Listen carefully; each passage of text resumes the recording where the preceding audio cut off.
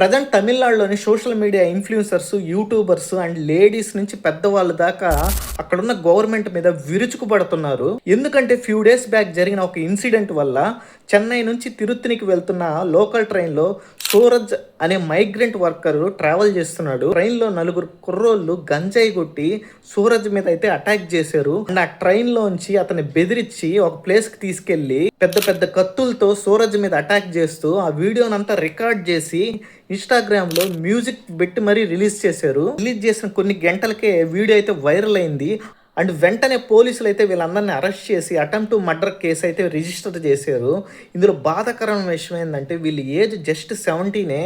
వీళ్ళు మేజర్స్ కూడా కాలేదు. అప్పుడే వీళ్ళు పెద్ద పెద్ద కత్తులు తీసుకొని ఒక అమాయకుడి మీద అటాక్ చేసి వీడియోలు రికార్డ్ చేయడం నిజంగా ఘోరం అని చెప్పాలి. ఇక్కడున్న యూత్ కానీ సోషల్ మీడియా ఇన్ఫ్లుయెన్సర్స్ చాలా గిల్ట్‌గా ఫీల్ అయ్యారు. సారీ ఫర్ సూరజ్ అని ఒక హ్యాష్ ట్యాగ్ తో ట్రెండ్ చేశారు. ఈ డ్రగ్స్ గంజాయి కొట్టే వాళ్ళ మీద సివియర్ యాక్షన్ తీసుకోవాలని సోషల్ మీడియాలో యూత్ కానీ లేడీస్ కాడి నుంచి పెద్దవాళ్ళ దాకా గట్టిగా అయితే క్వశ్చన్ చేస్తున్నారు గవర్నమెంట్ ని. సూరజ్ అయితే హాస్పిటల్ అయితే జాయిన్ చేస్తున్నారు. అతనికి ప్రజెంట్ అయితే ప్రాణానికి ఏం ప్రమాదం లేదు. బట్ సివియర్ ఇంజురీస్ అయితే అయ్యాయి. సోషల్ మీడియాలో కొందరు తమిళ డైరెక్టర్స్ ని మారి సెల్వను, పారంజిత్ అండ్ వెట్రిమారన్ మీద అయితే ఫైర్ అవుతున్నారు. ఎందుకంటే వీళ్ళు అప్రెషన్, డిప్రెషన్ ఇలాంటి మూవీస్ తీసి దాంట్లో ఎక్కువ వైలెన్స్ చూపిస్తుంటారు.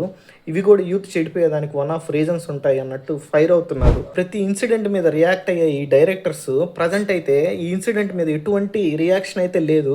సూపర్ స్టార్ విజయ్ కూడా దీని మీద గవర్నమెంట్ ని గట్టిగా అయితే క్వశ్చన్ చేశారు. అండ్ అనామలయ్య గారి గురించి చెప్పనక్కర్లేదు. అక్కడ జరిగే ప్రతి ఇన్సిడెంట్ కి ఆయనే ఫస్ట్ ముందు క్వశ్చన్ చేస్తారు.